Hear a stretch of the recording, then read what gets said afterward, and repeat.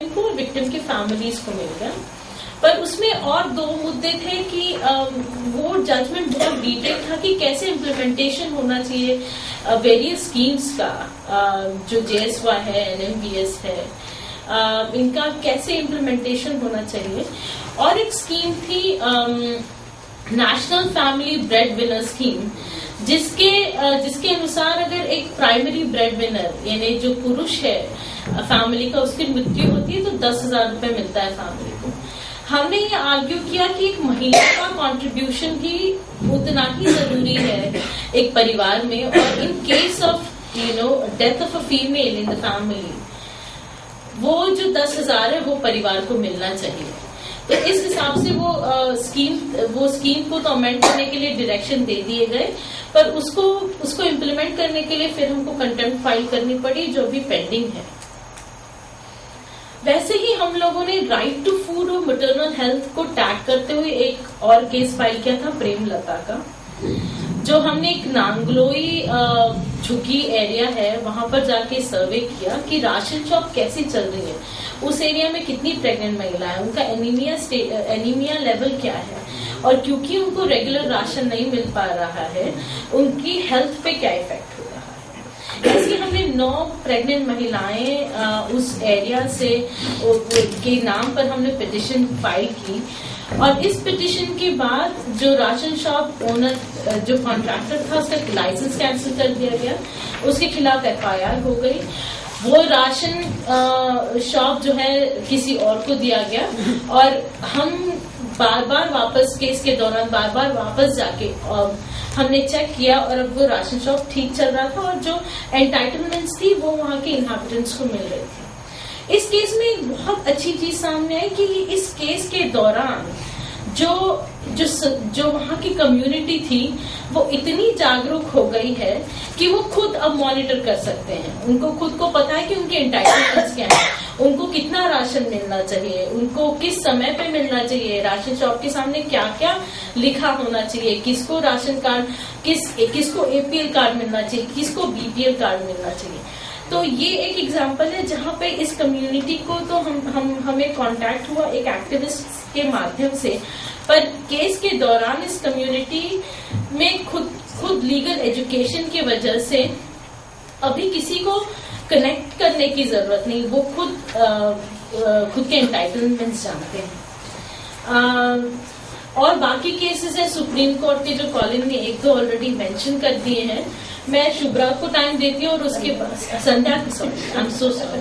संध्या सारा पैनल बात करने के बाद शायद हमको वक्त मिले सुप्रीम कोर्ट के और 1-2 केसेस को टचअप करने के लिए। शायद शर्मा जी आप तो सुप्रीम कोर्ट के केस के बारे में बात करेंगे आपके? नहीं बड़वानी MP वो वाले भी बात करते हैं? हाँ वो भी करते हैं। Thank you. Hello, good morning. मैं थोड़ा इंग्लिश और मलयालम इंग्लिश और हिंदी मिक्स करके बात करूंगी, क्योंकि मेरा हिंदी उतना बात कर सकती हूँ लेकिन हिंदी उतना फ्लुएंट नहीं होगा। केरला में एक्चुअली ओवरऑल हम लोग सुनते हैं कि केरला का हेल्थ सेक्टर बहुत अच्छा है कंपेयर टू डेवलप कंट्रीज, बहुत आगे है। कुछ बातों में है डेफिनेटली, लेकिन उसकी बट फिर भी प्रॉब्लम्स हैं। एंड यहाँ पे मैं 3 केसेस के बारे में बात करूंगी जहाँ पे हम लोगों ने इंटरवीन किया था। वन वॉज एक था प्रिमिटिव, केरला में प्रिमिटिव ट्राइबल ग्रुप्स का एक ये है ग्रुप है, स्पेशली वायनाड जो हिली रीजन है और पालक्काड एरिया, अट्टपाडी एरिया, वहां पे नाउ ये प्रिमिटिव ट्राइबल ग्रुप्स इनको इसीलिए बोला जाता है क्योंकि होल वर्ल्ड में बस थोड़ा सा ही है, लाइक वेरी एक्सटिंक्ट होने के लेवल में है, एंड इसीलिए उन लोगों को प्रिमिटिव ट्राइबल ग्रुप्स बोलते हैं। नाउ एक यूनिफॉर्म केरला का टोटल फर्टिलिटी रेट भी एक्चुअली कम है, दैट्स लाइक 1.5 ही है एक्चुअली, लेकिन एक uniform sterilisation policy state government ने शुरू कर दिया, तो बोला कि कंपल्सरी स्टेरिलाइजेशन होना चाहिए। तो विदाउट थिंकिंग जो हमारे जो ANMs हैं वो लोग प्राइमरी हेल्थ सेंटर से उनके पास गए, बोला कि ये गवर्नमेंट का पॉलिसी है कि आप लोगों को कंपल्सरी स्टेरिलाइजेशन करना है, और ये जो ट्राइबल्स उनको ये नहीं बोला कि किस लिए है, क्यों है, इसका क्या साइड इफेक्ट्स हो सकता है। एंड लोगों को बोला तुम लोगों को ये आना ही पड़ेगा हॉस्पिटल में। तो ये लोग बिकॉज एएनएम्स ने बोला है आना है, ये लोग गए और हॉस्पिटल्स में जाकर उनका कंपल्सरली स्टेरिलाइजेशन कर दिया। क्या प्रोसीजर है, क्यों कर रहे हैं, ये सब इसलिए कर रहे हैं, इनकी इसका जरूरत है कि नहीं, इसका कुछ जानकारी उन लोगों को नहीं दिया। इससे क्या हुआ कि कुछ लोगों का मौत हो गया एंड कुछ लोगों का मौत हो गया एंड कुछ लोग को आफ्टर काफी साइड इफेक्ट्स भी हो गए। जैसे लाइक बाद में काम करने के लिए उनको काफी मुसीबतें हो रही थी। एंड ऑल्सो अनदर थिंग, ये इसका मेन इश्यू था कि when you are sterilizing, that means that you are kind of stopping the entire the future growth of that community, and a community which is already going to be extinct. इस particular policy without understanding that उस tribal group का जो condition they were just uniformly following. तो उसके हिसाब से हमने एक फैक्ट फाइंडिंग किया। हम लोग सुप्रीम कोर्ट हाई कोर्ट में गए ना। उसका सिचुएशन ये है कि the courts were really surprise कि ऐसे कैसे हो सकता है and they asked for the government to file notices. तो अभी वहां पे नोटिस गया है and they have to file a reply. अब ये उस स्टेज में है।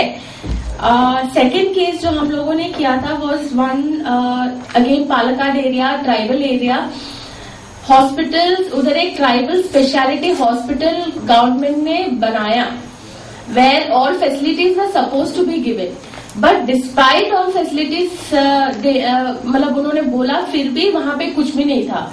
Consequently what was happening was people were going from this tribal region, nearest place would be Coimbatore, which is outside the state, or they'll have to go travel around 40 kilometers to Palakkad General Hospital. So traveling this hilly region, pregnant women or like severely emergency medical requirements जिनको जरूरत होता है, उन लोगों को ये जो tribal hospital पास में है वहां पे नहीं जा सकते क्योंकि डॉक्टर्स नहीं है और क्योंकि गायनेकोलॉजिस्ट नहीं है। तो ये लोग जा रहे हैं आउटसाइड लाइक तमिलनाडु में जा रहे हैं अपना इमीडिएट ट्रीटमेंट कराने के लिए। एंड जो रास्ता है इट्स लाइक हिली रीजन, उतना ट्रैवल करना मुश्किल होता है। Many pregnant women died, many people on an route died. तो इसके हिसाब से हम लोगों ने अगेन PIL फाइल किया and the thing was when the court heard about this they were so shock कि अरे ट्राइबल स्पेशलिटी हॉस्पिटल है एंड फिर भी nothing is happening immediately. Why are the doctors not there? Kerala में ये है कि ये इंटीरियर एरियाज में डॉक्टर्स जाना पसंद नहीं करते। सो डॉक्टर्स का वैकेंसीज काफी है उधर एंड फैसिलिटीज अगर मेडिसिन बोलते हैं लेकिन नहीं है because these people don't get it. तो then the government said no we will do it and immediately उसी टाइम पे इंटरिम ऑर्डर दे दिया कि you have to ensure that at least emergency medical facilities have to be provided and doctors have to be provided। और हमारे case के बाद उन्होंने immediately वो कर दिया। अभी now the thing is doctors have started coming, they've been appointed, but still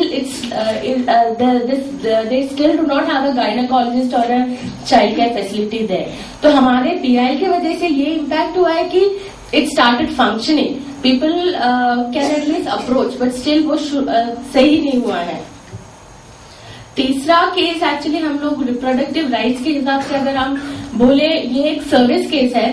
now service case में क्या होता है कि लाइक विमेन CRPF एम्प्लॉयज उन लोगों को चाइल्ड केयर लीव देते हैं, 2 साल का कंटिन्यूसली चाइल्ड केयर लीव मिल सकता है उन लोगों को। नाउ दिस लेडी वो पूरा शी वॉज वर्किंग कांस्टेबल थी, she was working there. Pregnancy के बाद डिलीवरी के बाद उन्होंने लीव मांगा। फर्स्ट प्रेगनेंसी के बाद 2 महीने के बाद ही शी स्टार्टेड कमिंग, बट उसका कॉम्प्लिकेशंस उनको था। सेकंड प्रेगनेंसी के बाद उनको like she had to take leave, लेकिन बिकॉज वो लीव 3 महीने के बाद अगेन वो पूछ रही थी leave, they were not totally not giving. And child care leave means like 2 years continuously you can take so that your child is like okay. थोड़ा सा the government has given them the facilities कि तुम ले सकते हो, लेकिन the जो officials है they were totally refusing to give that child care leave, saying कि we don't have manpower so you have to come. So ये what she did was she compulsorily took the leave because there was no other way she had to take the leave. We filed representations and because she had to compulsorily take the leave, disciplinary inquiry उनके ऊपर चल गया.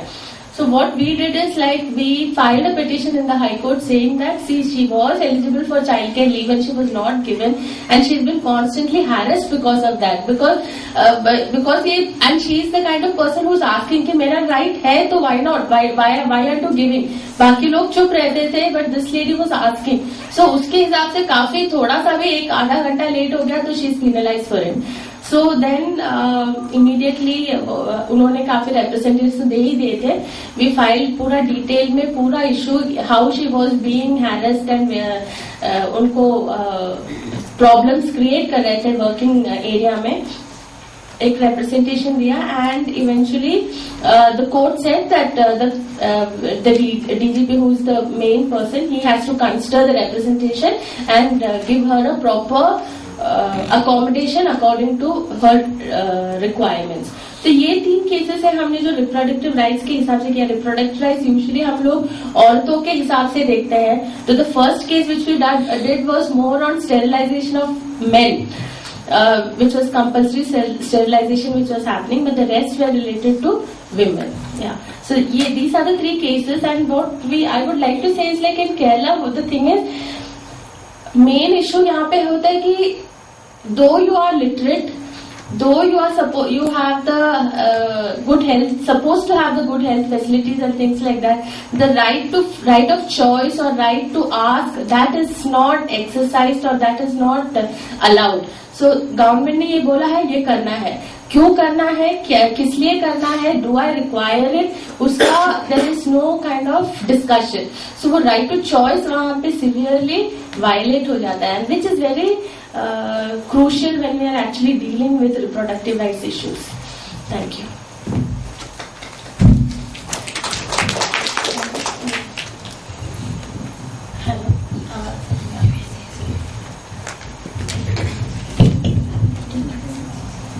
मैं Shanno Khan advocate HRLN Indore से. यहाँ मैं एक तो बड़वानी हॉस्पिटल के लिए हम लोगों ने PIA लगाए हैं HRLN की ओर से. उसमें ये है कि अप्रैल-दिसंबर 2010 में बड़वानी डिस्ट्रिक्ट हॉस्पिटल है, बड़वानी डिस्ट्रिक्ट में 1 अप्रैल से लेकर दिसंबर 2010 में 9 मंथ में 25 प्रेग्नेंट लेडी की डिलीवरी के दौरान डेथ हुई थी. उसमें नवंबर मंथ में 9 मौतें हुई और 2010 में ही 5 वर्ष से जो छोटे बच्चे थे 911 बच्चे की उसमें डेथ हुई थी. उसमें 483 जो बच्चे थे वो एक मंथ के बच्चे थे जो 2010 में उनकी डेथ हुई थी. और बड़वानी जो MP का पोरेस्ट डिस्ट्रिक्ट है, बहुत गरीब इसमें आदिवासी ज्यादातर 67% है जो शेड्यूल्ड ट्राइब्स हैं इसमें. और ये जो जितने भी मौतें हुई वो शेड्यूल्ड ट्राइब्स